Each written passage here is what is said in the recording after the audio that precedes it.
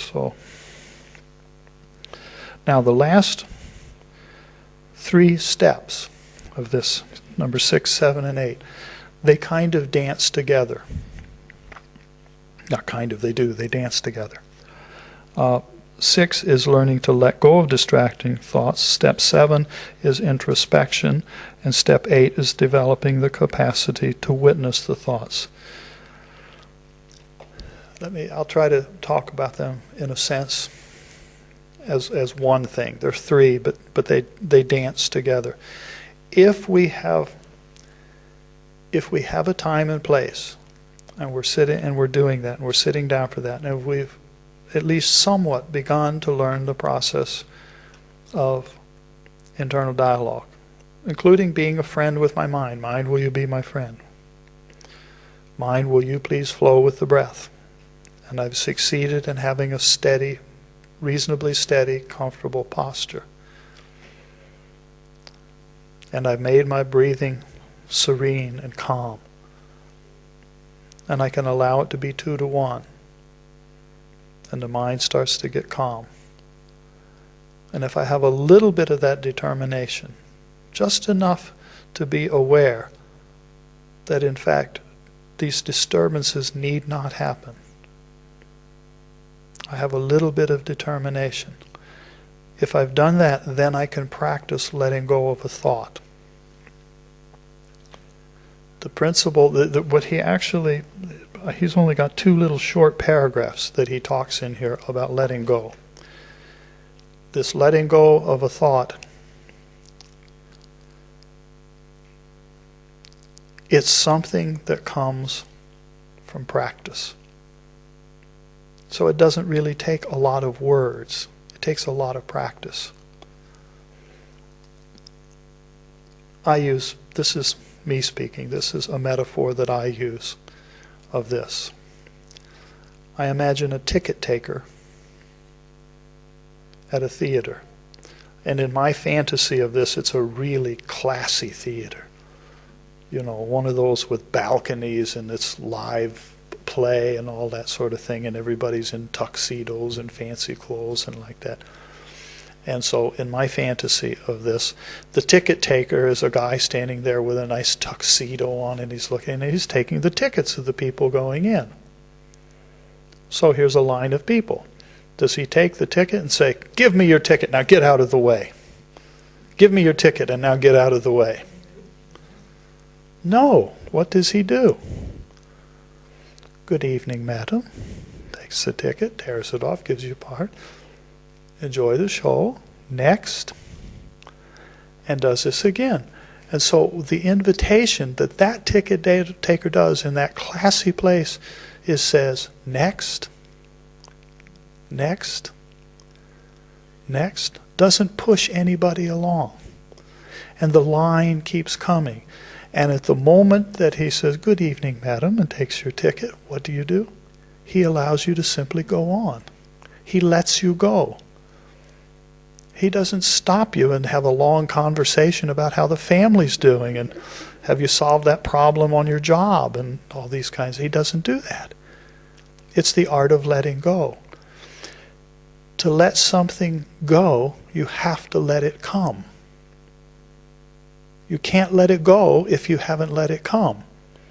If we're still living back in that mistaken stance of the beginning meditator that says, how do I get rid of thoughts?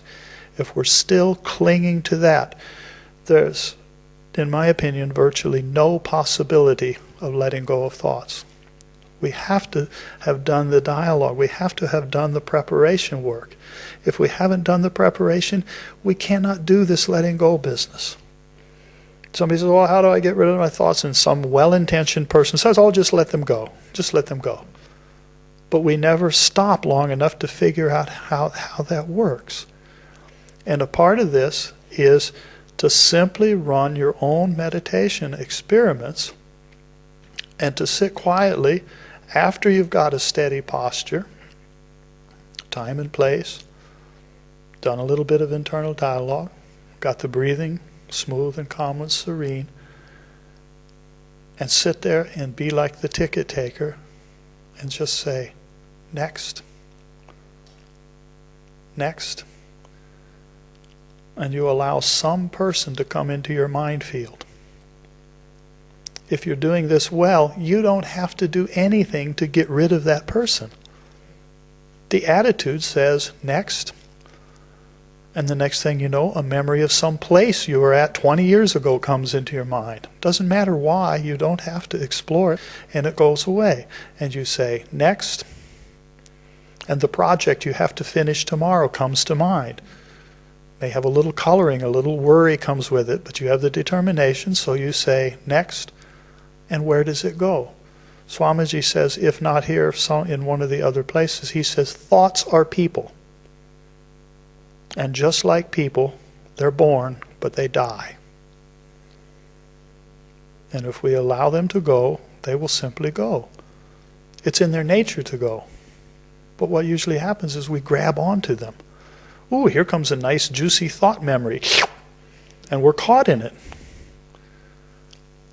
That's not letting go. You do like the ticket taker. Next. Literally inviting the next thought to come. And this can be done as a practice. It can be done just as a personal experiment. I'm just going to sit here and I'm going to learn the art of letting go. I've done some of this internal dialogue. I'm sitting here. I'm at my time and place. If I'm in the ashram and I'm doing 4 meditation times a day, it's time. I see it there. It's on my watch. It's on the clock on the wall. I'm walking into the meditation room. I'm going to sit there. I'm going to do my preparation practices, and I'm going to sit down and I'm going to practice letting go. How am I going to do that? The first thing I have to do is practice letting come. And from that, I can learn the art of letting go. Come thoughts. Next, come. Person, enemy, doesn't matter. Best friend, person I just walked by walking down the ghat. There was something about them, their image struck me, come, and I practicing letting go. This letting go is a skill unto itself. In this sequence we're looking at here, it's a separate step. It's number 6. And if you look at the internal dialogue one, and that looks like, gee, I'm not accustomed to doing that, then don't look at letting go step number 6 and think that that's something familiar, because it's not. In all likelihood, Swamiji has pointed this out many times, nobody has ever taught us how to do any of this stuff. Not in our families, not in our schools, nowhere. And so it's an art, it's a skill unto itself that we really, really want to understand and we want to cultivate. Who else ever told you to eliminate the pause between your breaths? Nobody ever taught us how to do that, did they? Do you think about it? Anybody ever tell you how to do that? So we have to practice it. How do you practice letting there be no pause between the breaths? Observe the fact that you are pausing. You know, oops, I just held my breath. I just stopped breathing. After you practice a little while, you see other people doing it all the time. Completely blind, not aware at all. You watch people hold their breath. And if you see it in others, look at it in yourself. And by seeing that you paused your breath, you can practice not pausing your breath. This is the same thing. How do you practice letting go? Practice letting it come so that you can intentionally allow the next one to come. And the last one just naturally falls away very easily. But if we don't practice this as a skill unto itself, it's not likely we're going to be able to do it. Isn't it different than some people think that they have to use mantra to beat up the thoughts? Yeah, mantra is very useful, but mantra is not a club. It's a common mistake. I'm going to get rid of my thoughts by battering it away with my mantra club. And that's not it. That's not. This is a skill unto itself. And it's something that we want to cultivate, that says, I want to know how to let go of a thought. I want to have that skill myself. I want to know how to do that. And have it not just be a statement out of a philosophy book or something like that. I'm sitting here taking a mantra or something and I'm clubbing them away, beating away the thoughts. And over here I'm saying that I'm letting them go. I'm letting them go. I'm letting them go. I'm letting them go. I'm letting them go. This is called attachment. There's two kinds of attachment. This kind of attachment and this kind of attachment. They're both attachment. One's attraction, one's aversion. I'm letting go of my thoughts. I'm letting go of my thoughts. I'm letting go of my thoughts. No, I'm not. Huh? I'm actually more involved. I'm really hooked in. If I think I'm letting them go, I'm letting them go. I'm not. I'm pushing them away. I'm pushing them away. Either just because I'm pushing away because I want them to go away, or because I'm saying Om Namah Shivaya, Om Namah Shivaya, Om Namah Shivaya. On and on and on. And so, good point, yes. But it's a skill unto itself. In this sequence that Swamiji is talking about, it's number 6. It's a standalone. It's something that we want to practice. And like I say, he doesn't say a lot about it. There's not great depth. And if you think about this, listen to what we're trying to say here. It's a skill. And I understand you could probably write books about it, but you finally, when all is said and done, you have to practice it. And how do you practice letting go? You have to practice letting come. Let it come. Next. Friend comes, enemy comes, person comes. I could do like this. What if I say to you, think of a fruit? Some fruit comes to mind. What if I say to you, think of a person you know? Person comes to mind. Think of a year in your life, one of the best years of your life. What was the number of that year? Think of a building that you've been in recently. And your mind can do that. Each time I say that, mind brings something forward. How did you get rid of the previous one? You didn't. If you run that experiment that way, you did absolutely nothing to get rid of the previous thought. And that's the art of letting go. Paradoxically, it's doing nothing.